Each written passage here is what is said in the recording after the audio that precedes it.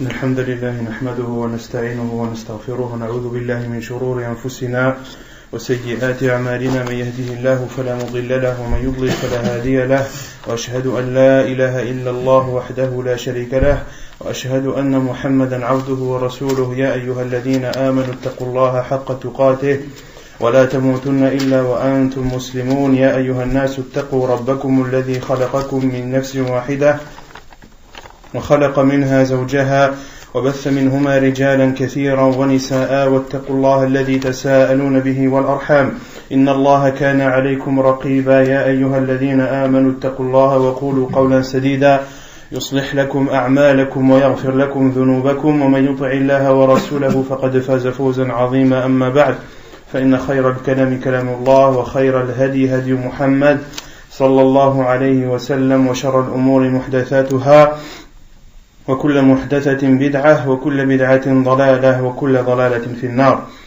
Donc la semaine dernière, on avait commencé par le chapitre lorsque l'on entre dans la mosquée, on doit prendre la même posture que celle de l'imam. Quelle est la preuve sur cela? Quelle est la preuve? Que lorsque tu entres dans la mosquée et que l'imam est dans une posture pendant sa prière, tu dois adopter la même posture que lui. On peut prendre le hadith du prophète sallallahu alayhi wa sallam, l'imam est fait pour être suivi, mais il y a une autre preuve, un autre hadith encore plus précis. Le hadith de Mu'adh ibn Jabal et de Ali radiyallahu anhuma qui ont dit, le prophète sallallahu alayhi wa sallam a dit,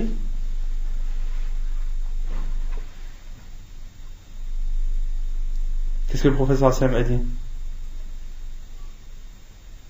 Que lorsque l'un d'entre vous entre dans la mosquée et que l'imam est dans sa prière, qu'il fasse فَلْيَصْنَعْ كَمَا يَصْنَعَ الْإِمَامِ, qu'il fasse comme fait l'imam, tout simplement. Vous avez oublié ce hadith ou quoi?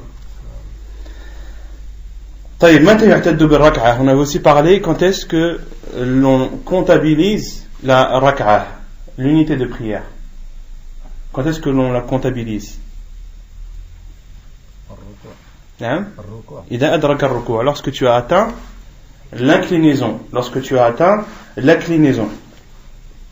Quelle est la preuve? Une question toute simple. Quelle est la preuve que c'est l'inclinaison qui fait guise de foi pour comptabiliser ta rak'a ou non? C'est le hadith du prophète qui dit celui qui man adraka ar-ruku' man adraka ar-ruku' adraka as-salat. On avait cité le hadith la semaine dernière, ou dans une version, la version qu'a cité l'auteur, وَمَنْ أَدْرَكَ الرَّكْعَةَ فَقَدْ أَدْرَكَ الصَّلَاةَ. Ça c'est la version rapportée par Abu Daoud. Il y a une autre version rapportée par Ibn Majah. Il y a une autre version rapportée par Abu Daoud où le prophète sallallahu alayhi wa sallam a dit وَمَنْ أَدْرَكَ الرُّكُوعَ فَقَدْ أَدْرَكَ الرَّكْعَةَ. Et celui qui a atteint l'inclinaison a atteint l'unité de prière, a atteint al-rak'ah. Il y a une autre version, il y a une autre preuve. Quelle est-elle? La preuve où un compagnon radiyallahu anhu avait prié avec Abdullah ibn Mas'ud. Et à la fin de la prière, il s'est levé et Abdullah ibn Mas'ud radiyallahu anhu l'a retenu car il avait considéré la rak'a comptabilisée car ils avaient atteint l'inclinaison de l'imam. Donc ce sont deux preuves qui prouve cela. Ensuite, on avait parlé de celui qui s'incline en dehors du rang. Quel est le jugement de cela? Quel est le jugement de faire l'inclinaison en dehors du rang? Ça veut dire quoi de faire l'inclinaison en dehors du rang déjà?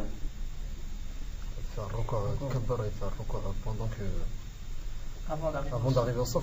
C'est-à-dire une personne qui entre dans la mosquée, l'imam est en train de faire sa prière, ensuite il trouve que l'imam est en ruku'. Il trouve que l'imam est en ruku', en état d'inclinaison. Lui, il fait ruku' en dehors du saf.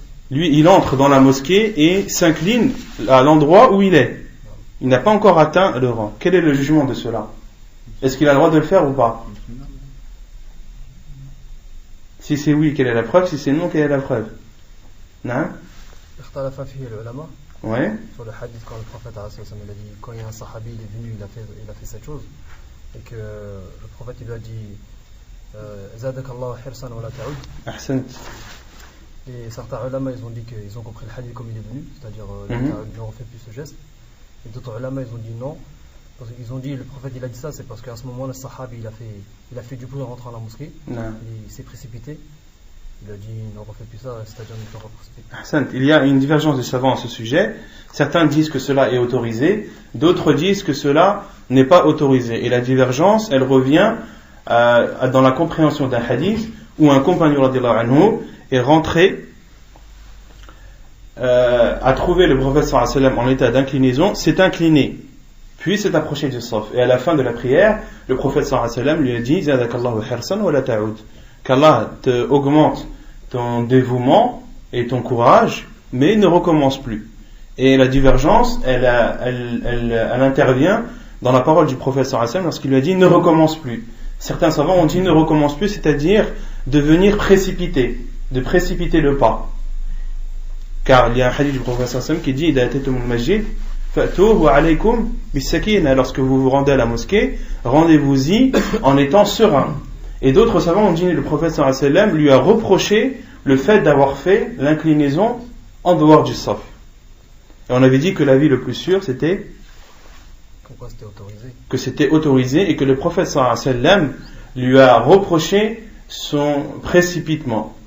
D'accord? Car il y a d'autres versions qu'on n'a pas citées la semaine dernière, il y a d'autres versions du hadith qui citent que ce compagnon radhiyallahu anhu, lorsqu'il est rentré, a fait du bruit lorsqu'il est rentré. D'autres versions qui expliquent cela et ce qui renforce l'avis des savants qui disent que le prophète sallallahu alayhi wa sallam lui a reproché de se précipiter et non d'avoir fait le recours en dehors du saf. Et quelle est l'autre preuve qui vient soutenir cela? Quelle est l'autre preuve qui appuie le fait qu'il est autorisé de faire l'inclinaison en dehors du saf? Vous étiez là la semaine dernière ou pas? Il n'y a personne. Ahsan, le hadith d'Ibn Mas'ud avec le compagnon radhiyallahu anhu, lorsqu'il est rentré avec Abdullah ibn Mas'ud et ils ont fait un recours en dehors du saf, en dehors du rang. D'accord? Et ils se sont approchés, ils sont avancés jusqu'au rang en étant inclinés. Et lorsqu'ils sont arrivés au rang, à ce moment, l'imam s'est relevé du recours. Et c'est là où le compagnon, à la fin de la prière, s'est relevé, car il considérait qu'il n'avait pas atteint la rak'ah. Et Abdullah ibn Mas'ud lui a retenu, il lui a tiré la main en lui faisant comprendre de s'asseoir, et à la fin il lui a dit فَإِنَّكَ قَدْ أَدْرَكْتَ, car tu as atteint la rak'ah. Autrement dit, ils ont considéré le fait d'avoir fait un recours en dehors du saf comme étant valide. D'accord? Et le hadith du prophète sallallahu alayhi wa sallam plus le fait de ce compagnon nous prouve que cela est autorisé, qu'il est autorisé à la personne de faire un recours en dehors du rang et de marcher en étant incliné jusqu'au saf. Ensuite, on avait parlé du conseil ou de l'ordre, de l'obligation pour l'imam d'alléger sa prière. De l'obligation pour l'imam d'alléger sa prière. Quelle est la preuve? Qu'il est demandé à l'imam d'alléger sa prière lorsqu'il y a derrière lui des gens qui prient. Hadith d'Abu Hurairah radhiyallahu anhu, où le prophète sallallahu alayhi wa sallam a dit celui qui prie avec qui fait l'imam en gros, que celui qui préside la prière il allège falyukhaffif, qu'il allège sa prière. Pourquoi? Le prophète sallallahu alayhi wa sallam a donné la raison. Il y a des gens faibles. Ahsant. Fa inna wara'ahu as-saghir wal-kabir wal-da'if wal-saqim, car il y a derrière lui des personnes petites, des enfants, des personnes âgées, des malades, d'accord, et des personnes fatiguées. Et comment comprendre le terme que le prophète sallallahu alayhi wa sallam a utilisé, falyukhaffif, qu'il allège? Comment comprendre cet allègement? Quelle est sa limite? Qu'est-ce que alléger la prière? Non? Qui prie avec des petites sourates. Mais encore, Ahsan, c'est ce qui est connu du prophète sallallahu alayhi wa sallam. Quelle est la preuve que c'est ce qui est connu du prophète sallallahu alayhi wa sallam? La preuve, c'est la parole d'un compagnon radhiyallahu anhu qui est Anas. Qu'est-ce qu'il a dit? ما رأيت أخف ولا أتم من صلاة رسول الله صلى الله عليه وسلم. Je n'ai pas vu de prière plus complète et plus légère que celle du prophète sallallahu alayhi wa sallam. Donc plus tu imiteras le prophète sallallahu alayhi wa sallam dans sa prière, et plus ta prière sera allégée. D'accord? Donc ce qui l'élément de comparaison qui te permet de savoir si ta prière est allégée ou non, c'est la prière du prophète sallallahu alayhi wa sallam. Et ce n'est pas l'avis des gens, ce n'est pas le sentiment des gens. Sauf si tu présides une prière et que tu sais que derrière toi, il y a des personnes malades et faibles. Dans ce cas, fais ta prière en fonction de ces personnes. Mais en règle générale, il ne faut pas suivre l'avis des gens et l'humeur des gens. Tant que ta prière est en concordance avec celle du prophète sallallahu alayhi wa sallam dans la longueur, eh bien sache que ta prière est légère. Après, c'est aux gens de s'y faire. D'accord? Mais dans tous les cas, c'est à l'imam de juger en fonction des personnes qu'il y a derrière lui, et aussi sur le fait de ne pas créer de discorde dans la mosquée.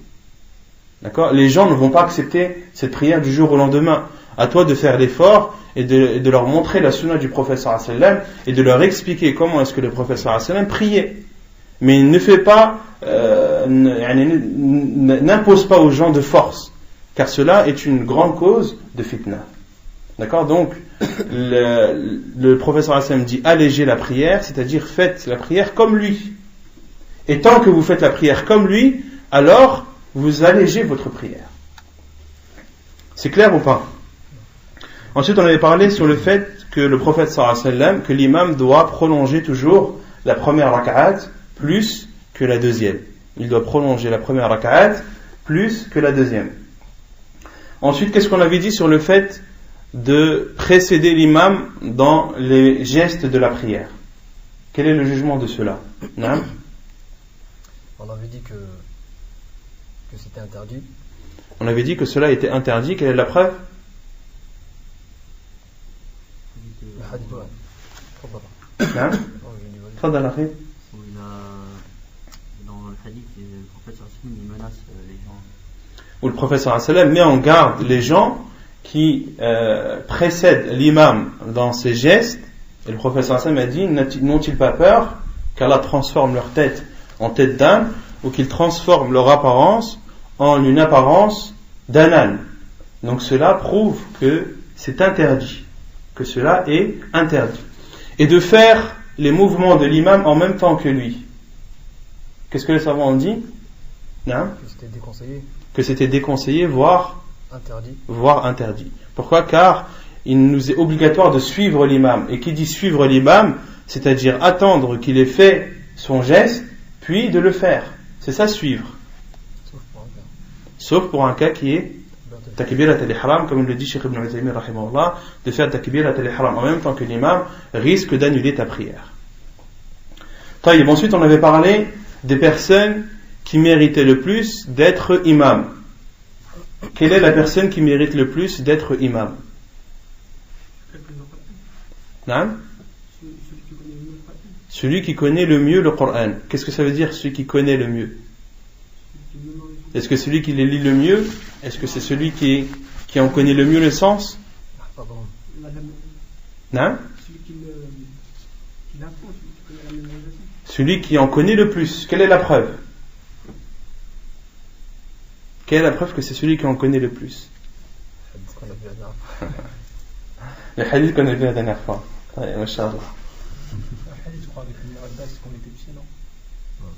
Le hadith où le prophète sallallahu alayhi wa sallam a dit à des compagnons que lorsqu'il a hadarati salah, que lorsque l'heure de la prière arrive, falya'ummukum falyu'adhin lakum ahadukum walya'ummukum aktharukum qur'ana.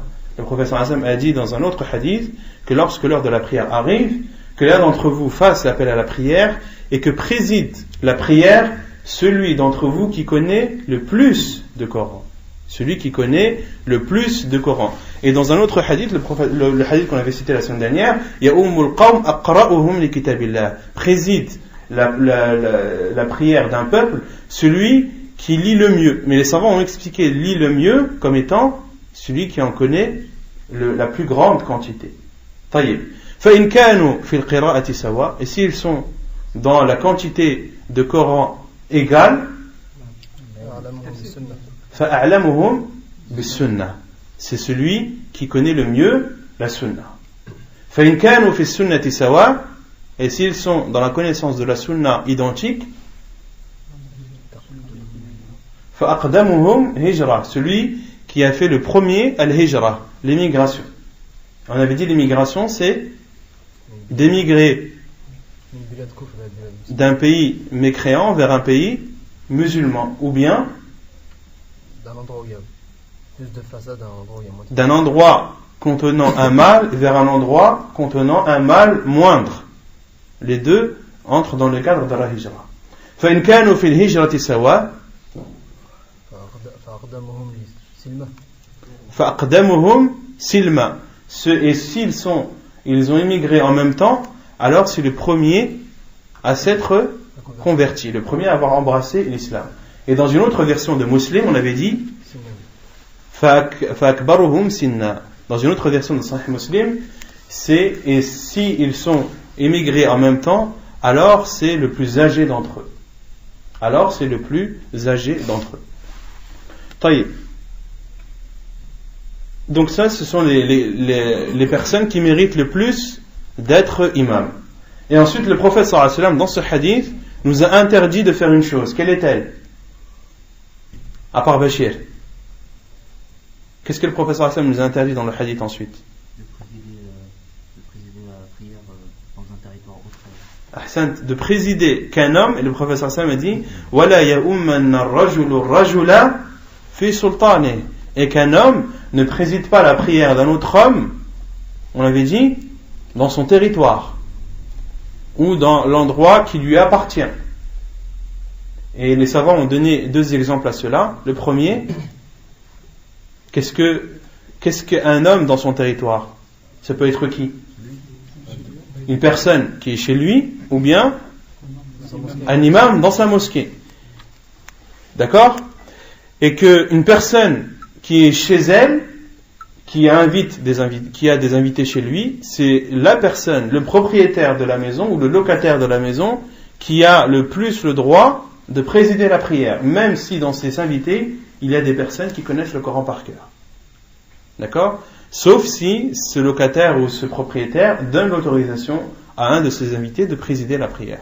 Et pareil pour l'imam d'une mosquée, un imam attitré, c'est lui qui mérite le plus de prier, même si derrière lui il y a des personnes qui connaissent le mieux le Coran, qui viennent de passage dans cette mosquée. D'accord? Sauf si bien sûr cet imam autorise cela. Ensuite on avait parlé de l'imama d'un enfant. Est-ce qu'un enfant a le droit d'être imam ou non? Oui. Tu as pas oublié quelque chose dans le hadith là? Non. Tu as oublié une phrase dans le hadith. Et ça c'est dans un autre cadre, mais le prophète sallallahu alayhi wa sallam dans ce hadith là a dit de ne pas s'asseoir dans les endroits qui sont chers à cette personne. Donc lorsque tu es invité chez quelqu'un, attends qu'il te demande l'autorisation de t'asseoir. Ensuite on avait parlé de l'imam, du fait d'être imam pour un enfant. Quelle est la preuve que cela est autorisé? Non, c'est pas Ibn Abbas. Faut que je recommence le cours de la semaine dernière, je crois.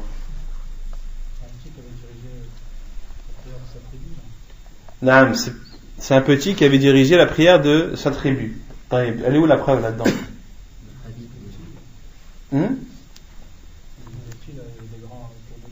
Mais qui lui a dit de prier à cet enfant? Son père. Son père ou le professeur? Son père. Son père? Pourquoi son père lui a dit de prier? Parce que c'est son père qui est reparti voir son qawm en leur disant qu'il venait du prophète à Assassin, parce que son qawm était rentré dans l'islam, il a appris comment faire salat. Donc l'homme, le père de cette personne, de cet enfant, était chez le prophète sallallahu alayhi wa sallam, il a pris des enseignements du prophète sallallahu alayhi wa sallam et retourné à son peuple pour leur enseigner. Et parmi les choses qu'il leur a enseignées, c'est la parole du prophète sallallahu alayhi wa sallam, que préside la prière celui d'entre le peuple qui connaît le mieux le Coran. D'accord? Et cet enfant, qui est un des rapporteurs du hadith, qu'est-ce qu'il a dit? Que mon peuple a regardé et ont vu que c'était moi qui connaissais le plus le Coran. Et donc, il s'est retrouvé à présider la prière de son peuple alors il avait l'âge de 6-7 ans. Quelle est la preuve dans cela qu'il est autorisé à un enfant de prier? Parce que certains savants ont dit qu'il n'est pas autorisé à un enfant de prier, car le prophète sallallahu alayhi wa sallam ne savait pas que celui qui connaissait le mieux le Coran de ce peuple-là, c'était cet enfant. Oh, mais d'une, c'est une chose qui s'est passée au temps du prophète. Si ça aurait été interdit, Allah l'aurait descendu. Et les autres savants ont répondu que cela s'est passé pendant le vivant du prophète sallallahu alayhi wa sallam. Et si cela était une chose interdite, certes le prophète sallallahu alayhi wa sallam n'était pas au courant que c'était cet enfant, mais Allah subhanahu wa ta'ala lui était au courant. Donc si c'était un mal, il en aurait informé son prophète sallallahu alayhi wa sallam à travers la révélation. Taïb. Ensuite, est-ce qu'il est autorisé à une personne qui prie, qui a l'intention de prier une prière surérogatoire, de présider la prière de personnes qui derrière lui prient une prière obligatoire? Cela est autorisé. Quelle est la preuve? Hadith de Mu'adh ibn Jabal, qui priait avec le prophète sallallahu alayhi wa sallam et retournait à son peuple, présidait la prière, pour lui qui était une prière surérogatoire et pour son peuple qui était une prière obligatoire. Taïb, quel est l'inverse? Est-il autorisé? Quelle est la preuve de l'inverse? Quelle est la preuve de l'inverse? C'est quoi l'inverse déjà? Non?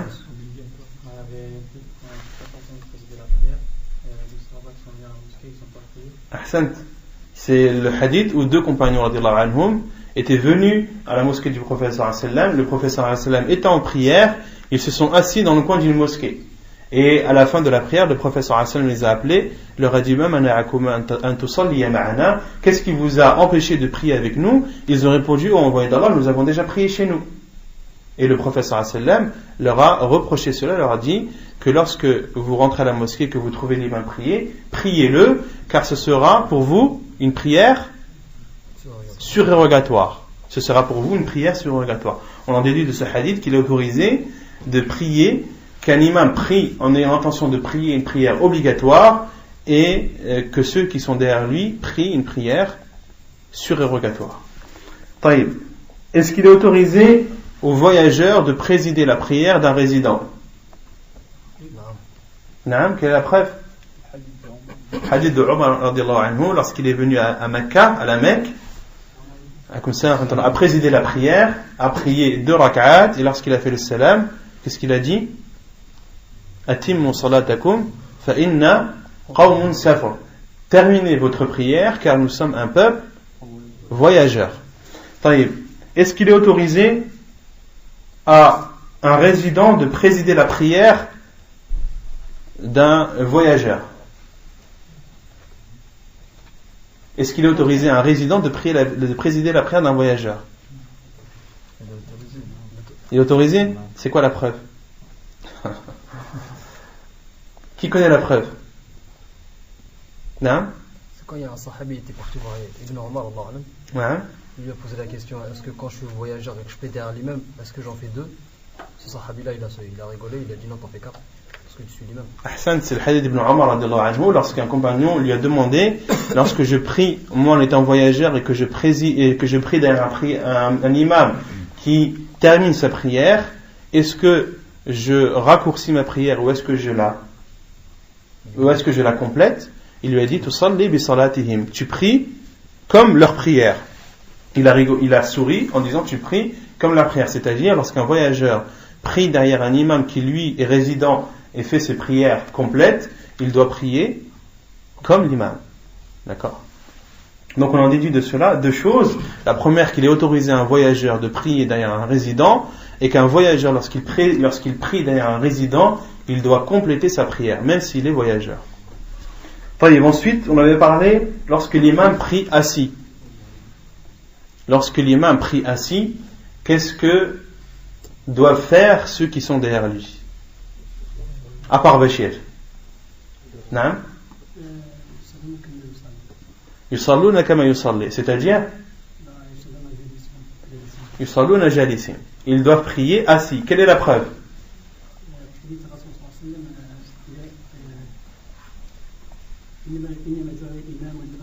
نعم. أيوة. نعم أحسنت. La preuve c'est le hadith du prophète sallallahu alayhi wa sallam. Il dit nama ju'ila al-imam li yutamma bih.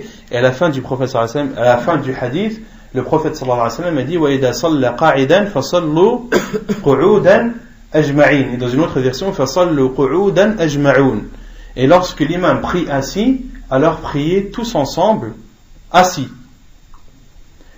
Est-ce qu'il y a l'unanimité des savants sur cela? À part Béchir. Non? Il n'y a pas l'unanimité des savants. C'est-à-dire?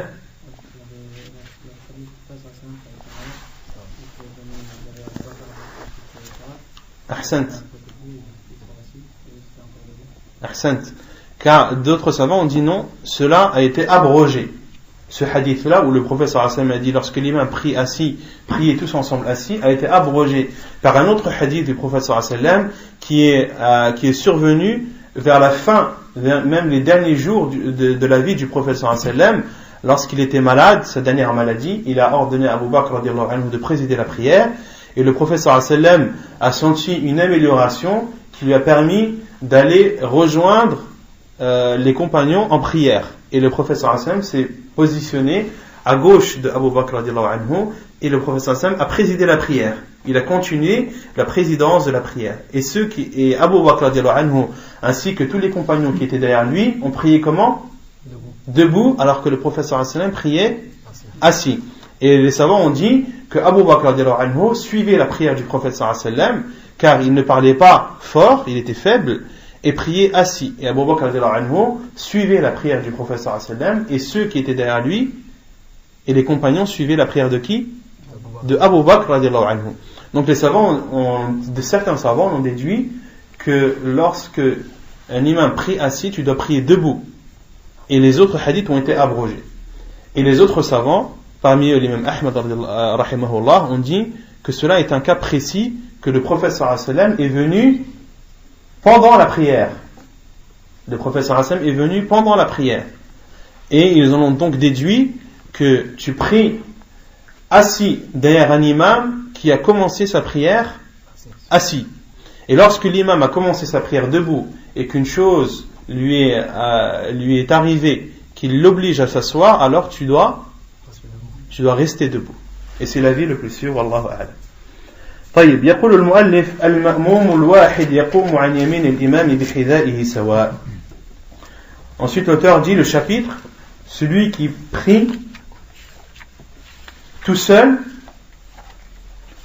celui qui prie derrière l'imam seul doit se positionner à droite de l'imam au même niveau. بحذائه سواء.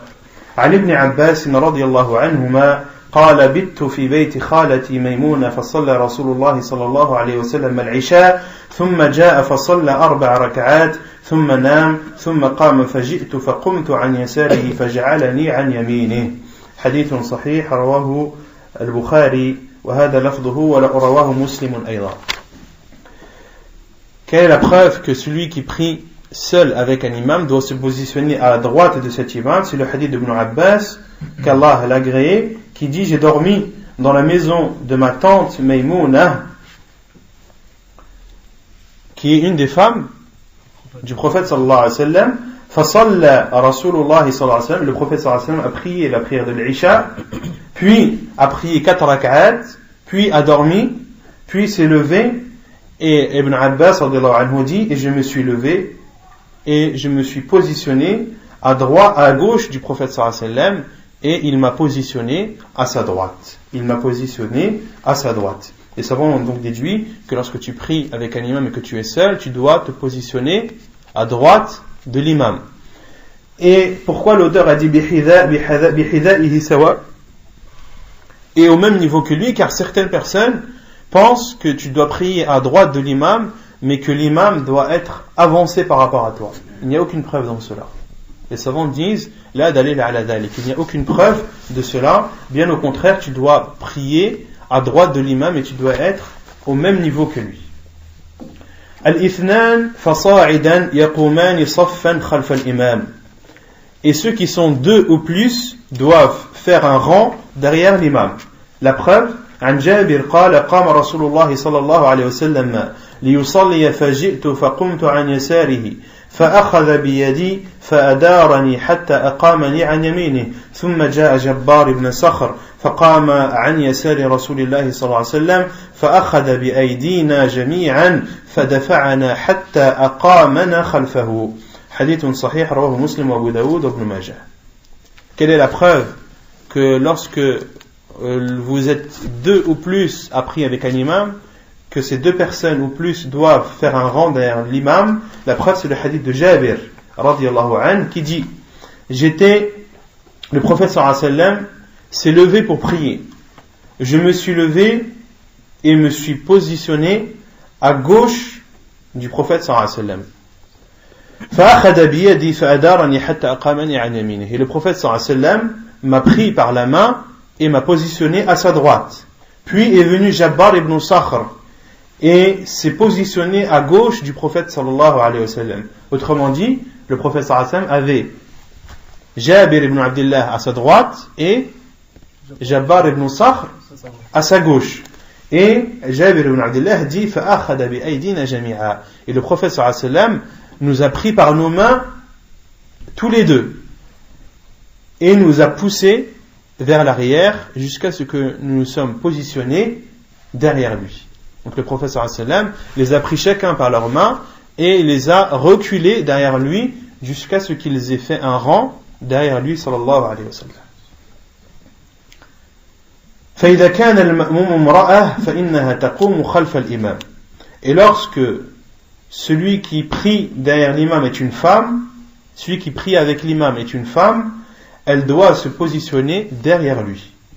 La preuve, عن أنس ibn Malik أن رسول الله صلى الله عليه وسلم صلى به وبأمه وخالته قال فأقامني عن يمينه وأقام المرأة خلفنا. حديث متفق عليه.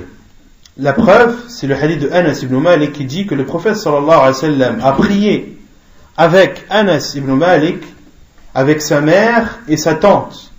Et Anas radiyallahu anhu dit فَأَقَامَنِي عَنْ يَمِينِهِ. Et le prophète sallallahu alayhi wa sallam m'a positionné à sa droite et les femmes derrière lui. Et les femmes derrière nous. Et les femmes derrière nous. Donc, lorsque tu pries avec ta femme, ta sœur ou autre, et même si tu es seul avec elle, elle doit se positionner automatiquement derrière toi. Automatiquement derrière toi. Wujubu taswiyati as-sufuf. L'obligation d'aligner les rangs. يجب على الإمام أن لا يدخل في الصلاة حتى تسوى الصفوف حتى تستوي الصفوف وأن يأمرهم بذلك وأن يلي التسوية بنفسه أو يأمر من يسويها. L'auteur dit l'obligation d'aligner les rangs. Il est obligatoire à l'imam de ne pas entrer en prière jusqu'à ce que les rangs soient alignés et de les ordonner de les aligner et même de prendre en charge cet alignement lui-même ou bien alors de léguer quelqu'un pour le faire. عن أنس قال قال رسول الله صلى الله عليه وسلم سووا صفوفكم فإن تسوية الصفوف من تمام الصلاة متفق عليه. Selon Anas, il dit, le prophète sallallahu alayhi wa sallam a dit, alignez vos rangs car l'alignement du rang fait partie de la perfection dans la prière. Anas, toi تسوية الصفوف والصف. أحسنت فإن تسوية الصف. نعم.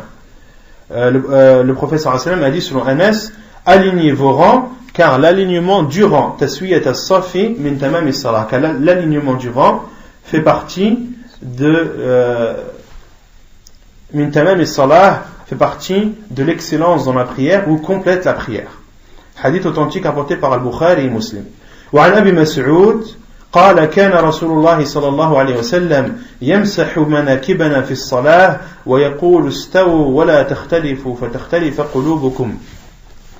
Et selon Abi Mas'ud Al-Ansari, il dit, le prophète sallallahu alayhi wa sallam essuyez nos épaules en prière. ويقول استووا ولا تختلفوا فتختلف قلوبكم. Alignez-vous et ne vous divergez pas de peur que vos cœurs se divergent. Hadith authentique rapporté par Muslim. Qu'est-ce que signifie le fait que le prophète sallallahu alayhi wa sallam essuyait l'épaule de ses compagnons? Qu'est-ce que ça veut dire? Que le prophète sallallahu alayhi wa sallam, avant d'entrer en prière, essuyait l'épaule de ses compagnons, ou les touchait. Pourquoi est-ce qu'il les touchait? Pour voir s'ils étaient collés l'un à l'autre. Il les touchait quand c'était nécessaire, pour les mettre, pour les aligner. D'accord? Car on verra après, parmi les moyens de connaître, de savoir qu'un rang est aligné, c'est que les épaules soient côte à côte et soient alignées aussi. Donc le prophète sallallahu alayhi wa sallam était amené à toucher les épaules de ses compagnons radhiyallahu anhum pour qu'ils alignent leur rang. وعن ابن نعمان ابن بشير قال كان رسول الله صلى الله عليه وسلم يسوي صفوفنا حتى كأنما يسوي بها القداح حتى رأى أن قد عقلنا عنه ثم خرج يوما فقام حتى كاد يكبر فرأى رجلا باديا صدره من الصف فقال عباد الله لتسون صفوفكم أو ليخالفن الله بين وجوهكم حديث صحيح. Et selon An-Nu'man ibn Bashir, il dit, le prophète sallallahu alayhi wa sallam alignait nos rangs comme s'il alignait al-qidah. Al-qidah, c'est le bois de la flèche. Al-qidah, c'est le bois qui supporte la pointe de la flèche. Et il est connu qu'une flèche, pour qu'elle soit efficace, pour que sa trajectoire soit bien définie, il faut qu'elle soit droite. Quand vous lancez une flèche ou une lance qui n'est pas droite, où le bois est ondulé, et n'est pas droit ou est tordu, la flèche ne prendra pas la direction que tu voudras. Plus elle est droite, et plus tu pourras atteindre ta cible facilement. Et c'était connu au temps du prophète sallallahu alayhi wa sallam que les flèches, que le bois qui supportait les flèches devait être droit, mais vraiment droit. Et ils ont comparé le fait que le prophète sallallahu alayhi wa sallam alignait leur rang et comment il insistait au fait de tailler le bois d'une flèche droit. D'accord? Hatta ra'a anna qad aqalna anhu, jusqu'à ce que le prophète sallallahu alayhi wa sallam ait considéré que nous avions compris ce qu'il voulait. Donc le prophète sallallahu alayhi wa sallam insistait dans l'alignement des rangs jusqu'à ce qu'il voyait que les compagnons avaient compris ce qu'ils voulaient. Et lorsque le prophète sallallahu alayhi wa sallam avait compris que les compagnons avaient compris ce qu'ils voulaient, c'est-à-dire que le rang était bien droit comme le prophète sallallahu alayhi wa sallam le désirait, alors dans ce cas, il commençait sa prière. ثم خرج يوما, et le prophète sallallahu alayhi wa sallam une fois a prié حتى كاد يكبر, jusqu'à presque faire le takbir de l'entrée dans la prière. فرأى رجلا باديا صدره من الصف, il a vu que la poitrine d'un homme était ressortie ou dépassée du rang. Il a alors dit, serviteurs d'Allah, alignez vos rangs, ou bien alors Allah subhanahu wa ta'ala mettra de la discorde entre vos visages. Mettra de la discorde entre vos visages. Hadith authentique rapporté par Muslim. وعن ابن عمر أن رسول الله صلى الله عليه وسلم قال أقيموا الصفوف وحاذوا بين المناكب وسدوا الخلل ولينوا بأيدي إخوانكم ولا تذروا فرجة للشيطان ومن وصل صفا وصله الله ومن قطع صفا قطعه الله حديث صحيح رواه أبو داود. Donc tous ces hadiths, qu'est-ce qu'ils prouvent? C'est quoi le but de citer ces hadiths? Non, que d'aligner les rangs, ce n'est pas seulement recommandé ni préférable, mais c'est obligatoire. Une autre preuve, c'est le hadith d'Ibn Umar radiyallahu anhu, qui dit que le prophète sallallahu alayhi wa sallam a dit aqimu sufufakum, alignez vos rangs, wa hadhu bayna al-manakib, et mettez vos épaules à la même hauteur, wa suddu al-khulal, et fermez les espaces, walinu bi aydi ikhwanikum, et soyez doux avec les mains de vos frères. Qu'est-ce que ça signifie ça? Walinu bi aydi ikhwanikum.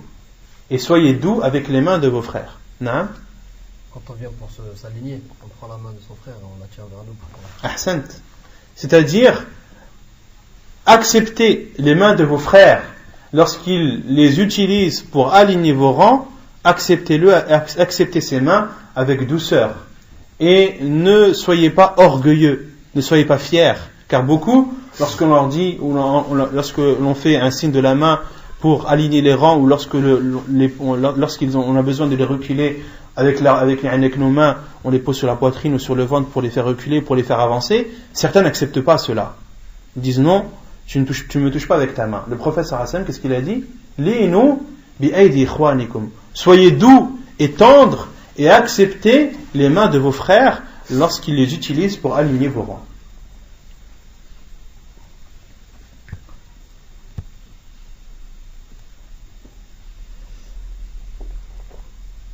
وَلَا تَذَرُوا فُرُجَاتٍ لِلشَّيْطَانِ. Et ne laissez pas d'espace au diable, c'est-à-dire entre vous. Fermez les espaces entre vous et ne les laissez pas au diable. وَمَنْ وَصَلَ صَفًّا وَصَلَهُ اللَّهُ. Et celui qui complète un rang, ou celui qui fait suivre un rang, il sera suivi, وَصَلَهُ اللَّهُ, il sera suivi de la miséricorde d'Allah subhanahu wa ta'ala. Allah subhanahu wa ta'ala le fera suivre, c'est-à-dire de sa miséricorde. وَمَنْ قَطَعَ صَفًّا قَطَعَهُ اللَّهُ. Et celui qui coupe un rang, Allah subhanahu wa ta'ala le coupera, c'est-à-dire le coupera de sa miséricorde. Hadith authentique rapporté par Abu Daoud. وعن أنس أن رسول الله صلى الله عليه وسلم قال رصوا صفوفكم وقاربوا بينها وحاذوا بالأعناق فوالذي نفسي بيده إني لأرى الشيطان يدخل من خلل الصف كأنها الحذف. Hadith sahih rawahu Abu Daoud an-Nasa'i. Un autre hadith qui prouve l'obligation d'aligner les rangs, c'est le hadith de Anas radiyallahu anhu qui dit que le prophète sallallahu alayhi wa sallam a dit Russu sufufakum. Russu sufufakum, ça veut dire entassez vos rangs et rapprochez-les. Et rapprochez-vous plutôt. Russu, ça vient du terme entasser, c'est-à-dire dans vos rangs, rapprochez-vous. Et ensuite le prophète sallallahu alayhi wa sallam a dit waqaribu baynaha, et rapprochez les rangs, c'est-à-dire entre eux. Donc il faut se rapprocher nous dans le rang dans lequel on se trouve, mais il faut aussi que les rangs entre eux soient proches les uns des autres. Il ne fait pas partie de la sunna que le premier rang soit éloigné du second et que le second soit éloigné du troisième. Cela ne fait pas partie de la sunna. Au contraire, le prophète sallallahu alayhi wa sallam a dit waqaribu baynaha, et rapprochez les rangs entre eux. Et les savants disent, et le premier rang qui doit être rapproché, c'est lequel? C'est le rang du prophète, de l'imam. C'est le rang qui est derrière l'imam.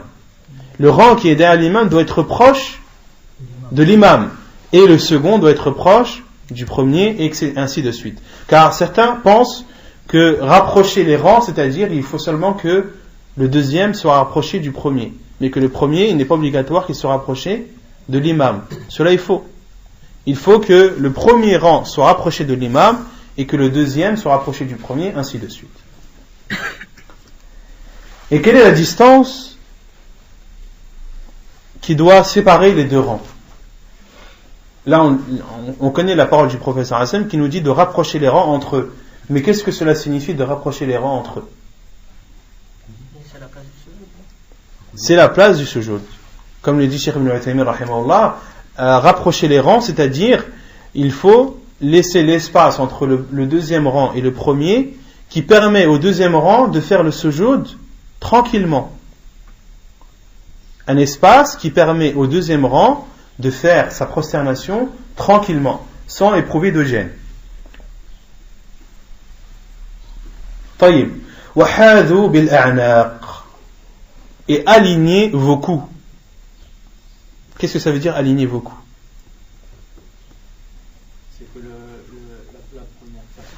à droite, elle doit être juste derrière la première personne qui est plus à gauche. Non. Non. C'est que ta tête ne soit pas élevée ni baisée, non? Non. Non. Non, on parle de coups là. Et alignez vos coups. Les savants disent que les coups des prières doivent être doivent être alignés. Et que ça c'est un moyen de savoir aussi si un rang est aligné ou pas. Et ça c'est une sunna que peu de gens connaissent. Car quand on parle d'aligner les rangs, la sunna la plus connue c'est d'aligner les épaules, d'aligner les pieds, les chevilles, les talons, non? les orteils. Les talons, les orteils, les chevilles. Non, c'est quoi? Ce qui est connu dans la sunna du prophète sallallahu alayhi wa sallam, pour connaître si un rang est aligné ou pas, c'est d'aligner les épaules, et ce qui est le plus répandu, c'est d'aligner les chevilles, et non pas le bout des pieds. Les savants disent, pour aligner un rang, il faut que les chevilles des prières soient collées, et non pas le bout des pieds, car certains ont les pieds plus grands que d'autres. Donc d'aligner le bout des pieds ne rend pas un rang droit. Ce qui le rend droit, c'est d'aligner les chevilles. D'accord? Et dans d'autres hadiths, le prophète sallallahu alayhi wa sallam nous parle d'aligner les genoux. D'accord? Que les genoux soient au même niveau. Et d'autres hadiths nous parlent du cou. Que les coups des personnes qui sont présentes dans le saf doivent être aussi alignés. Si les coups sont alignés, alors le rang est aligné. C'est clair? Le prophète sallallahu alayhi wa sallam a dit وَحَاذُوا بِالْأَعْنَاقِ فَوَالَّذِي نَفْسِي بِيَدِهِ. Je jure par celui qui détient mon âme dans sa main, إِنِّي لَأَرَى الشَّيْطَانَ يَدْخُلُ مِنْ خَلَلِ الصَّفِ. Je vois le diable entrer entre les espaces présents dans le rang, كَأَنَّهَا الْحَدَفِ, comme si c'était al-hadaf. Et al-hadaf, les savants ont dit huwa ghanamun saghirun soud, c'est une brebis ou un mouton ou une chèvre noire. Al-hadaf, c'est un petit un agneau ou une petite chèvre de couleur noire.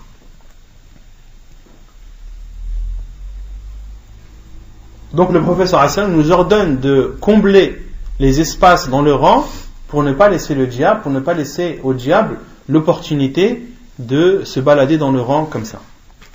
C'est clair ou pas? Moi j'ai pas compris le bil'ana.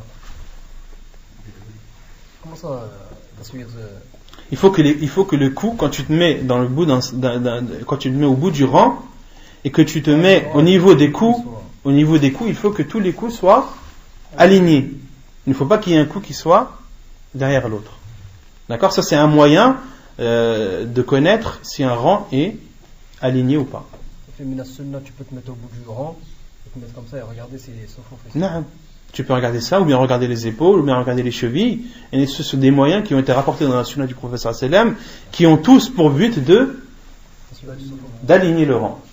Qui ont tous pour but d'aligner le rang. Et au temps du prophète sallallahu alayhi wa sallam, il y avait des personnes qui étaient chargées de cela, d'aligner les rangs. Ils étaient appelés al-musawwun. C'est des personnes qui ne faisaient que cela. Dans la mosquée au temps du prophète sallallahu alayhi wa sallam, il y avait le muaddin, il y avait l'imam, etc. Mais il y avait aussi al-musawwi. D'accord? C'est pour cela que les compagnons radhiyallahu anhum, on verra après, lorsqu'ils parlent de la prière bayna as-sawari, la prière entre les piliers, qu'est-ce qu'ils disaient? Kunna nutradu an as-salati bayna as-sawari tarda. Nous étions repoussés des rangs qui étaient coupés par des piliers. Ils étaient repoussés par qui? Par ceux qui étaient chargés de aligner les rangs au temps du prophète sallallahu alayhi wa sallam. Non. Il parle de ces personnes-là. Il parle de ces personnes-là, mais autres. Ça peut être ces personnes-là comme ça peut être d'autres personnes. Oui. Non? Quand on a collé nos pieds, c'est quoi? C'est nos pieds qu'on a collé, c'est les talons. On a dit c'est les chevilles. Non mais là c'est pour l'alignement, mais pour coller les pieds. Pour coller, tu dois coller les pieds, mais il faut que lorsque tu colles les pieds, il faut que les chevilles soient au même endroit, au même niveau. Non, mais tu dois coller les pieds. Tu ne dois pas laisser d'espace. Non? Le chevilles, c'est pendant la prière ou au début? Quand tu es debout. Non, quand tu es debout. Après, tu peux pas. Quand tu es debout, quand tu es en recours, après, même si tu veux, tu pourras pas. Non. كيف تسوى الصفوف؟ comment est-ce que les rangs doivent-ils être alignés? عن أنس عن النبي صلى الله عليه وسلم قال أقيموا صفوفكم فإني أراكم من وراء ظهري وكان أحدنا يلزق منكبه بمنكب صاحبه وقدمه بقدمه. Et selon Anas radiallahu anhu, qui dit que le prophète sallallahu alayhi wa sallam a dit أقيموا صفوفكم, alignez vos rangs car je vous vois de derrière mon dos. Car je vous vois de derrière mon dos. Et Anas radiallahu anhu dit, et au temps du prophète sallallahu alayhi wa sallam, nous collions nos épaules et nos pieds. Nous collions nos épaules et nos pieds. وقال النعمان بن بشير رأيت الرجل منا يلزق كعبه بكعب صاحبه. Et Nu'man ibn Bashir dit, je voyais un homme au temps du prophète sallallahu alayhi wa sallam qui collait, les hommes au temps du prophète sallallahu alayhi wa sallam collaient les chevilles aux chevilles de son compagnon. Hadith authentique apporté par Al-Bukhari et Muslim. Et dans le premier hadith, le prophète sallallahu alayhi wa sallam dit فَإِنِّي أَرَاكُمْ مِنْ وَرَاءِ ظَهْرِي, car je vous vois derrière mon dos. Les savants ont dit, ça c'est un miracle du prophète sallallahu alayhi wa sallam. Parmi les miracles du prophète sallallahu alayhi wa sallam, c'est qu'il voyait derrière lui pendant la prière. Les savants ont dit cela était propre au prophète sallallahu alayhi wa sallam, mais uniquement pendant la prière. Comment? Allahu a'lam.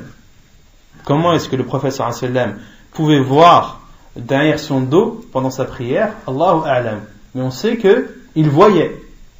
Le prophète sallallahu alayhi wa sallam, quand il était en prière, il voyait devant lui comme il voyait derrière lui. Naam. صفوف الرجال والنساء.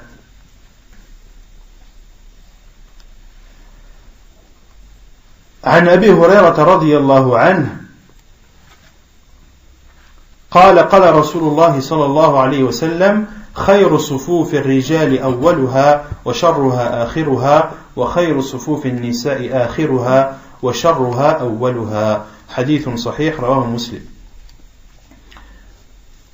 Les rangs des hommes et des femmes, selon Abu Hurairah radiyallahu anhu, le prophète sallallahu alayhi wa sallam a dit, le meilleur rang des hommes sont les premiers. Les meilleurs rangs des hommes sont les premiers et les pires sont les derniers. Et les meilleurs rangs des femmes sont les derniers et les pires sont les premiers. Hadith rapporté par Muslim dans son Sahih. Pourquoi est-ce que les premiers rangs des femmes sont les pires? Non? Parce qu'au temps du prophète, les femmes priaient derrière les hommes. Parce qu'au temps du prophète, les femmes priaient derrière les hommes. Le premier saf des femmes, il était rapproché aux hommes. Non. Et le premier saf des femmes était celui qui était le plus proche des hommes. Pour cela que le prophète a dit que le pire des rangs des femmes sont, pendant la prière, sont les premiers, car ce sont les plus proches des hommes. D'accord? Et certains savants comme Cheikh Al-Albani rahimahullah considèrent qu'il n'est pas légiféré de mettre les femmes dans une mosquée, dans une salle à part. Il dit rahimahullah que cela n'est pas légiféré, car au temps du prophète sallallahu alayhi wa sallam, les femmes priaient derrière les rangs des hommes. Donc cette sunna doit être respectée, elle doit être on doit continuer à l'appliquer, à condition bien sûr que les femmes s'habillent correctement et s'habillent comme le demande Ash-Shara, comme le demande l'islam. Et Cheikh rahimahullah dit qu'il n'est pas légiféré, que cela fait même partie d'une bid'a de réserver des salles propres aux femmes dans une mosquée qui sont à part ou en dehors des hommes. Taïb. Il y avait même appris Allah que certains ulama disaient que c'était interdit aux hommes de prier dans une autre salle en sachant qu'ils ne voyaient pas l'imam, comme les femmes actuellement. Concernant ça, le fait pour les hommes de prier dans une salle où ils ne voient pas l'imam, comme le dit Cheikh al-Islam ibn Taymiyyah rahimahullah, que leur prière elle est batila, elle est annulée. Mais pourquoi? Ils ont dit un qaïd. Cheikh al-Islam ibn Taymiyyah et les savants ont donné une condition. À condition, non, ils n'ont pas le droit de prier dans une salle en dehors de la salle où se trouve l'imam s'il y a de la place dans la mosquée. s'il y a de la place dans la mosquée. Et ils ont dit de même sur le fait de prier dans la rue. Il y a une mosquée qui est grande, d'accord, par exemple dans le Jumu'ah, il y a beaucoup de mosquées dans ce pays, en France, ou même dans les pays musulmans, où les gens prient dehors. D'accord? Il leur est autorisé de prier dehors à partir du moment où la mosquée est pleine. Mais s'il y a de la place dans la mosquée, il leur est interdit de prier dehors. Non. Et le fait que les premiers rangs des femmes sont les pires, est-ce qu'on doit prendre cela tout le temps? Est-ce que c'est tout le temps? Est-ce que les premiers rangs des femmes sont tout le temps les pires? Ou est-ce qu'il y a des moments où les premiers rangs des femmes sont les meilleurs? Non? Quand tu avec son mari, avec sa famille, comme après derrière celle qui fait le premier rang. Les savants ont dit que les pires le pire rang des femmes sont les premiers lorsqu'elles prient avec les hommes. Lorsqu'elles prient dans la mosquée avec les hommes. D'accord? Mais lorsqu'elles prient entre elles, alors le meilleur des rangs, les meilleurs des rangs sont les premiers. C'est quoi la preuve? Quelle est la preuve que les meilleurs des rangs, dans ce cas, sont les premiers? Non? Il y a un hadith du prophète qui dit que le malaïka il prie sur les 3 premiers rangs. Non? Je connais pas ce hadith. Non, parce qu'il y a un hadith du prophète qui dit que si on connaissait la valeur du premier rang, si on connaissait la grandeur et le mérite de l'adhan et du premier saf, les gens feraient même des tirages au sort. D'accord? C'est un hadith général. Et les savants disent que ce hadith général s'applique aux femmes lorsqu'elles prient entre elles. Que ce hadith général s'applique aux femmes lorsqu'elles prient entre elles.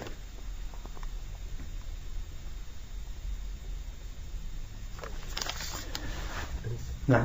فمثلا إن كان هناك صف واحد للنساء مثلا سيكون هو الأول والأخير. يكون هو الأول. الأول. نعم يكون هو الأول. سنطبق عليه الحديث. لا شك si les femmes ou même les hommes prient et qu'il n'y a qu'un rang, alors le premier, il est considéré comme étant le premier rang.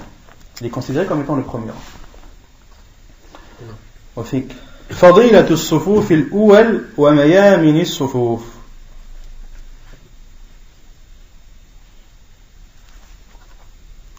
عن البراء بن عازب قال كان رسول الله صلى الله عليه وسلم يقول إن الله وملائكته يصلون على الصفوف الأول حديث صحيح رواه أبو داود. Le mérite des premiers rangs et de la partie droite des rangs. Selon Al-Bara ibn Azib radiyallahu anhu, il dit, le prophète sallallahu alayhi wa sallam a dit que le prophète sallallahu alayhi wa sallam disait Allah et ses anges prient sur les premiers rangs. Allah et ses anges prient sur les premiers rangs. Hadith authentique apporté par Abu Daoud. Allah et ses anges prient, ça veut dire Al-Thana ala al-musalla alayh. Les savants disent Huwa al-Thana ala al-musalla alayh. Lorsqu'Allah subhanahu wa ta'ala ou ses anges prient sur quelqu'un, c'est-à-dire qu'ils font ces éloges, ils font les éloges de la personne sur qui on prie. D'accord? Autrement dit, lorsqu'Allah subhanahu wa ta'ala prie sur les premiers rangs, c'est-à-dire qu'il fait l'éloge des personnes présentes dans les premiers rangs. Et concernant la parole du prophète sallallahu alayhi wa sallam qui dit ala as-sufuf al-awwal, sur les premiers rangs, il y a deux explications des savants. La première, sur les premiers rangs, c'est-à-dire le premier rang de chaque mosquée. Parce que là, le prophète sallallahu alayhi wa sallam a dit ala as-sufuf al-awwal, sur les premiers rangs. Il a parlé au pluriel. D'accord? Certains savants ont dit les premiers rangs au pluriel, c'est-à-dire le premier rang de chaque mosquée ou de chaque jama'a. Le premier rang de chaque mosquée ou de chaque groupe de prière. Et il y a une autre explication des savants qui dit les premiers rangs, c'est-à-dire tous les rangs qui ne sont pas le dernier. Tous les rangs, hormis le dernier, font partie des premiers rangs. D'accord? Et plus tu es pris dans le rang qui est proche de l'imam, et plus la récompense est grande. Donc il y a deux explications. La première, c'est le premier rang de chaque mosquée ou de chaque groupe de prière. ou bien alors ce sont tous les rangs hormis le dernier. Donc si tu pries dans le dernier rang, tu n'auras pas ce mérite qu'Allah subhanahu wa ta'ala prie sur toi, qu'Allah subhanahu wa ta'ala et ses anges prient sur toi. Et il y a une autre version rapportée par An-Nasa'i où le prophète sallallahu alayhi wa sallam a dit Inna Allah wa malaikatahu yusalluna ala as-sufuf al-mutaqaddimah. Une version qui vient plus renforcer le deuxième avis, qui est que les premiers rangs sont tous les rangs hormis le dernier. C'est une autre version rapportée par An-Nasa'i où le prophète sallallahu alayhi wa sallam a dit Allah subhanahu wa ta'ala et ses anges prient sur les rangs de devant. في الصفوف إن الله وملائكته يصلون على الصفوف المتقدمة.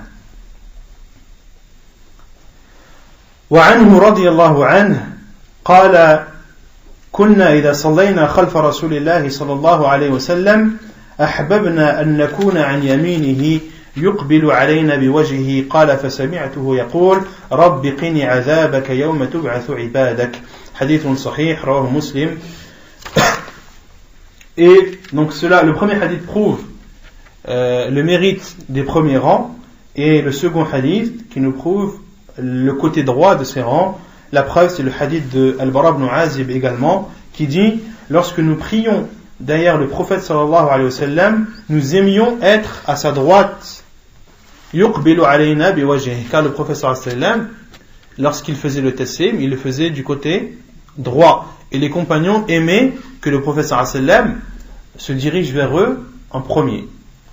Qal, c'est-à-dire Al-Bara ibn Azib a dit, et je l'ai entendu, c'est-à-dire le prophète sallallahu alayhi wa sallam dire Rabbi qini adhabak yawma tub'athu ibadak. Oh Allah, épargne-moi de ton châtiment le jour où tu ressusciteras tes serviteurs. Hadith authentique rapporté par Muslim. Et quant au hadith qui dit Inna Allah wa malaikatahu yusalluna ala mayamin as-sufuf, qu'Allah subhanahu wa ta'ala et ses anges prient sur les parties droites des rangs, ce hadith est faible et daïf, comme le dit Cheikh Al-Albani rahimahullah ta'ala. Donc la seule preuve qui est apportée dans la sunna qui nous montre qu'il est préférable de prier dans les côtés droits, c'est le fait que les compagnons radhiyallahu anhum aimaient prier dans les côtés droits. Il n'y a pas de hadith sur cela. Man yaqumu khalf al-imam, qui doit se positionner derrière l'imam. عن أبي مسعود الأنصاري قال كان رسول الله صلى الله عليه وسلم يقول ليليني منكم أولو الأحلام والنهى ثم الذين يلونهم حديث صحيح رواه مسلم وأبو داود. Selon Abu Mas'ud al-Ansari radiyallahu anhu, il dit, le prophète sallallahu alayhi wa sallam disait que prie derrière moi parmi vous ulul ahlami wan nuha, ceux qui sont pubères et ahlun nuha. An-nuha en arabe c'est le pluriel de nuhiyah, et an-nuhiyah en arabe c'est al-aql. C'est al-aql, c'est-à-dire la raison. Et pourquoi est-ce que la raison est appelée nuhiyah? Les savants disent لأن العقل لأنه هو العقل الناهي عن القبائح, car c'est une raison qui interdit les choses déplorables. Et la raison interdit à la personne de faire des choses mauvaises. D'où le terme nuhiyah, qui a pour base un nahi. Et un nahi c'est l'interdiction. Pourquoi est-ce que la raison est appelée a pour base l'interdiction? Car elle interdit la personne de faire al-qaba'ih, de faire des choses mauvaises. Donc le prophète sallallahu alayhi wa sallam a dit liyaliyani minkum, que prient derrière moi ceux qui sont pubères et ceux qui sont doués de raison. Thumma alladhina yalunahum, thumma alladhina yalunahum, puis ceux qui les suivent, puis ceux qui les suivent, c'est-à-dire puis ceux qui les suivent dans la raison, et ceux qui les suivent dans leur raison. Thumma alladhina yalunahum, thumma alladhina yalunahum. Quelles sont les personnes pubères? Le prophète sallallahu alayhi wa sallam a dit ulul ahlami wan nuha, les gens pubères et doués de raison. Comment est-ce qu'on reconnaît une personne pubère? Hein? Trois choses. Les poils sur le pubis. que l'apparition des poils sur le pubis, ou pour les hommes, l'apparition de la moustache. Taïm. Pour les femmes, les règles, et pour les hommes, le sperme. Les savants disent al-mani khuruj al-mani, la sortie du sperme, bishahwa, avec plaisir. Ça c'est le premier signe. Khuruj al-mani bishahwa, la sortie du sperme avec plaisir. Et cela englobe les hommes et les femmes. D'accord? Le deuxième, c'est l'apparition des poils du pubis. D'accord? Et ça, c'est valable pour les hommes comme pour les femmes. Et les savants ont dit, les hommes, il y a aussi l'apparition de la moustache. Le troisième, l'âge qui est de 15 ans. Si le premier n'est pas apparu, ni le second, alors l'âge de 15 ans, c'est l'âge de la puberté, et ceci, que ce soit un homme ou une femme. Et les femmes, les savants ont rajouté une quatrième condition qui est les règles.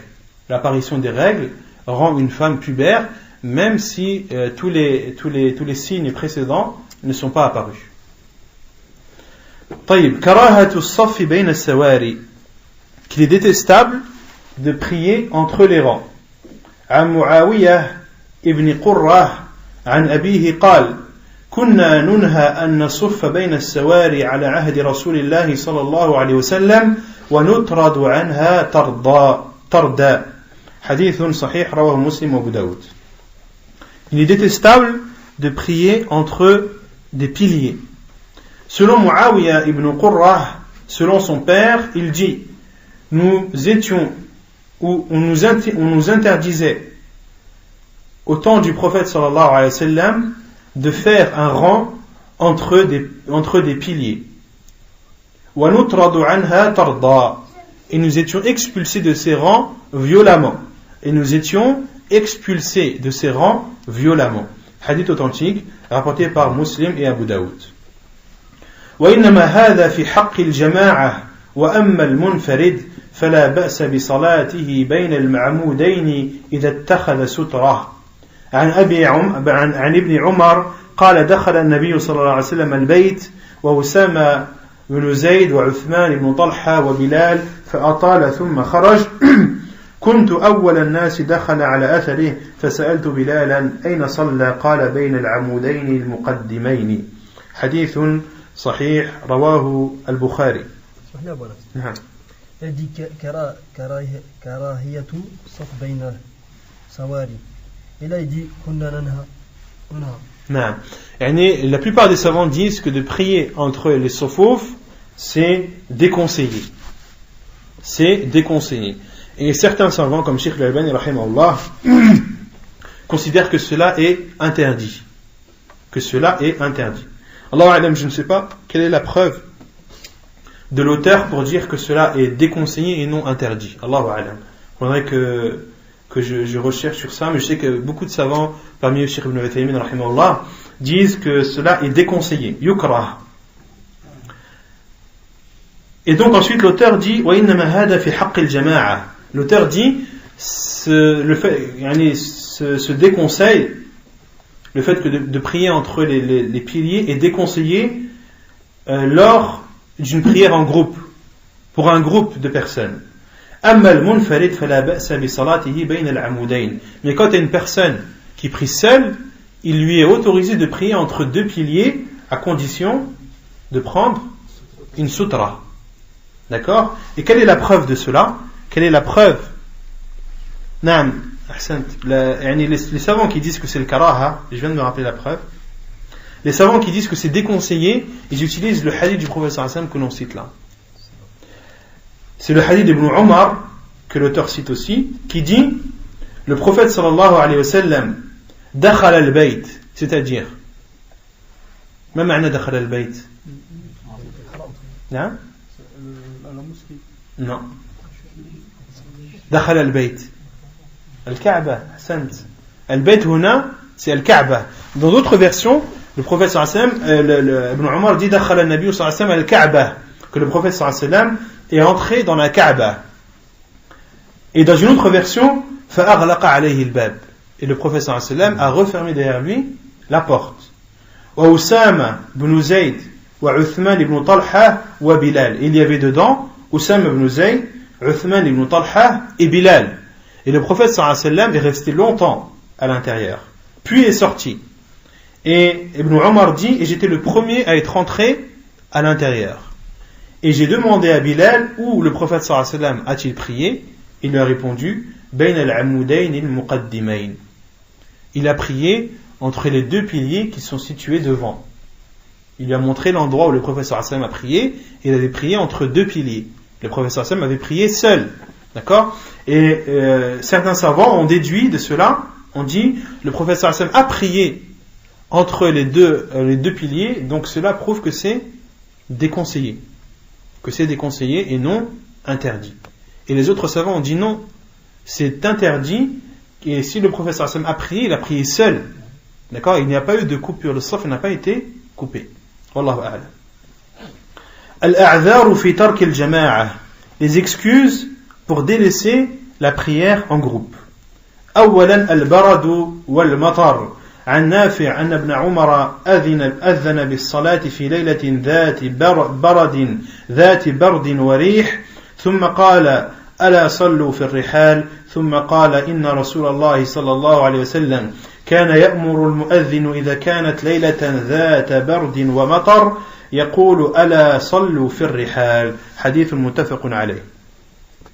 La première chose qui excuse de ne pas assister à la prière en groupe à la mosquée, c'est le froid ou la pluie. Selon Nafi', il dit, Ibn Umar radiallahu anhu a appelé à la prière lors d'une nuit qui était froide, glaciale, où il y avait beaucoup de vent. Et il a dit, Ala sallu fi rihal. Donc c'est Ibn Umar radiallahu anhu qui a fait l'appel à la prière, et au lieu de dire hayya ala salah, qu'est-ce qu'il a dit? Ala sallu fi rihal. Priez dans vos maisons. Puis il a dit, inna Rasulallah sallallahu alayhi wa sallam, il a dit, le prophète sallallahu alayhi wa sallam nous ordonnait au mu'adhin, lorsqu'il y avait une nuit glaciale ou pluvieuse, de dire ala sallu fi rihal, de dire priez dans vos maisons, c'est-à-dire à la place de hayya ala salah, hayya ala salah. Donc le mu'adhin, lorsqu'il y a un jour, ça peut être la nuit ou le jour, il fait très froid et qu'il pleut beaucoup, il est légiféré au mu'adhin de dire à la place de hayya ala salah, de dire ala sallu fi rihal, priez dans vos maisons, priez dans vos maisons. Na'am? Allahu a'lam. Combien de fois de le dire? Allahu a'lam, l'adri. Donc ça, la première cause, on a dit, c'est le froid, un froid glacial, et la deuxième, c'est al-matar. Troisièmement, ثالثا حضور الطعام. عن ابن عمر قال قال رسول الله صلى الله عليه وسلم إذا وضع العشاء إذا وضع عشاء أحدكم وأقيمت الصلاة فابدأوا بالعشاء ولا يعجل حتى يفرغ منه. وكان ابن عمر يوضع له الطعام وتقام الصلاة فلا يأتيها حتى يفرغ وإنه ليسمع قراءة الإمام. حديث متفق عليه. La troisième chose qui excuse de ne pas assister à la prière en groupe, c'est la présence d'un repas. Selon Ibn Umar radiallahu anhu, il dit, le prophète sallallahu alayhi wa sallam a dit, lorsque le dîner de l'un d'entre vous est servi et que l'on appelle à la prière, wa uqimatis salat, c'est-à-dire le deuxième appel à la prière, fabda'u bil asha, commencez par le dîner, wa la yu'ajjil hatta yafragha minhu, et qu'il ne se précipite pas jusqu'à ce qu'il en ait terminé, c'est-à-dire de son dîner. Et il dit, wa kana ibn Umar radiallahu anhu, lorsque l'on lui apportait le repas et qu'on appelait à la prière, le deuxième appel, il n'allait pas à cette prière hatta yafrugh, jusqu'à ce qu'il ait terminé de manger, wa innahu la yasma'u qira'at al-imam, alors qu'il entendait la lecture de l'imam. Il entendait la lecture de l'imam en train de prier, mais cela ne le précipitait pas. Il se rendait à la mosquée qu'une fois avoir terminé son dîner. Hadith authentique rapporté par Al-Bukhari et Muslim. Mudafa'atul akhbatayn. La quatrième chose, mudafa'atu al-akhbatayn, les envies pressantes. عن عائشة قالت سمعت رسول الله صلى الله عليه وسلم يقول لا صلاة بحضرة طعام ولا وهو يدافعه الأخبثان. Je crois qu'il a oublié le si vous avez quoi, ولا يدافع ولا يدافعه الأخبثان. حديث صحيح رواه مسلم. La quatrième chose qui excuse de ne pas assister à la prière en groupe, c'est d'avoir des envies pressantes, c'est-à-dire d'avoir envie d'uriner et d'être poussé des deux orifices. An Aïcha, selon Aïcha, elle dit, j'ai entendu le prophète sallallahu alayhi wa sallam dire, point de prière en présence d'un repas et lorsque la personne est poussée des deux orifices. Lorsque la personne est poussée des deux orifices, hadith authentique rapporté par Muslim et Abu Daoud. C'est clair? C'est clair, mais j'ai une question. Non? Le fait que Hudur Ta'am, c'est un charte aussi de maintenant tu manges, mais quand tu as fini, tu vas à la mosquée faire ça, ou bien tu restes chez toi, tu fais ça. Al-Dahir, ce qu'on comprend, c'est qu'il n'est pas obligatoire de partir. Et tout dépend quand est-ce que tu as fini. Il faudrait que je me renseigne, Inch'Allah. Tout dépend de la faim aussi. Hein? Tout dépend de la faim. Je crois que tu avais parlé de ça dans un des cours précédents. Tout dépend de la faim, bien sûr. C'est si c'est un repas dans lequel un repas dont tu as besoin. Ça c'est clair. On avait dit les conditions, c'est qu'il fallait que tu aies faim et il fallait que ce soit un repas qu'il t'ait autorisé à la consommation. D'accord? Et certains savants ont dit, et le mieux, c'est de manger ce qui peut apaiser ta faim et de te rendre à la mosquée. Comme le dit Cheikh Al-Albani, rahimahullah. Car il y a une différence entre al-fatwa et al-taqwa. Les savants disent, il y a al-fatwa et il y a al-taqwa. Al-fatwa, c'est la réponse à une question. Et al-taqwa, c'est la chose la plus pieuse à faire. La réponse à la question, c'est est-ce qu'il est autorisé à une personne, lorsqu'un repas est servi, de ne pas se rendre à la mosquée? Il est autorisé ou pas? Oui, ça c'est une fatwa. Maintenant, at-taqwa, la piété, quelle est la meilleure chose à faire? C'est de manger quelques bouchées qui te permettent de calmer ta faim et de te rendre à la mosquée. D'accord? Mais si ta faim est trop grande et que tu sais qu'une bouchée ou deux ne vont pas servir et que en te rendant à la mosquée, ton esprit sera plus dirigé vers le repas qui t'attend que vers la prière, alors dans ce cas, mange à ta guise et ensuite, soit tu te rends à la mosquée ou soit tu ne te rends pas. Et ala kulli hal, si tu te rends à la mosquée et que les gens ont prié, tu es excusé. C'est ça le but. Le but, c'est que si en mangeant et que tu arrives à la mosquée, les gens ont prié, ont terminé la prière, tu as raté la prière en groupe, mais cela est excusé. Tu as une excuse valable pour cela. Pareil pour celui qui est poussé des deux orifices. D'accord? Et qui s'apprête à sortir de chez lui et il a des envies pressantes. Ces envies pressantes vont l'obliger à les assouvir, à faire ses ablutions, et s'il arrive à la mosquée et que la prière est terminée, il sera excusé de ce retard. Et c'est ça qu'il faut comprendre. Après, il y a la question du frère. Est-ce que la personne qui a fini de manger, qui sait que les gens ont terminé de prier, est-ce qu'il doit quand même se rendre à la mosquée ou est-ce qu'il doit prier chez lui? Allahu a'lam, je me renseignerai. طيب ونكتفي بهذا القدر وسبحانك اللهم وبحمدك أشهد أن لا إله إلا أنت أستغفرك وأتوب إليك. Juste un hadith que j'ai oublié de citer, que l'auteur n'avait pas dit, concernant l'alignement des rangs, un hadith qui est peu connu des gens, le hadith de Aïcha radhiyallahu anha qui dit, le prophète sallallahu alayhi wa sallam a dit, man sadda furjatan rafa'ahu Allah biha daraja wa bana lahu baytan fil jannah. Hadith authentifié par Cheikh Al-Albani rahimahullah. Selon Aïcha radhiyallahu anha, elle dit, le prophète sallallahu alayhi wa sallam a dit, celui qui comble le trou d'un rang, Allah subhanahu wa ta'ala l'élèvera d'un degré et lui bâtira une demeure au paradis. Subhanakallahumma bihamdik ashhadu an la ilaha illa anta astaghfiruka wa atubu ilayk.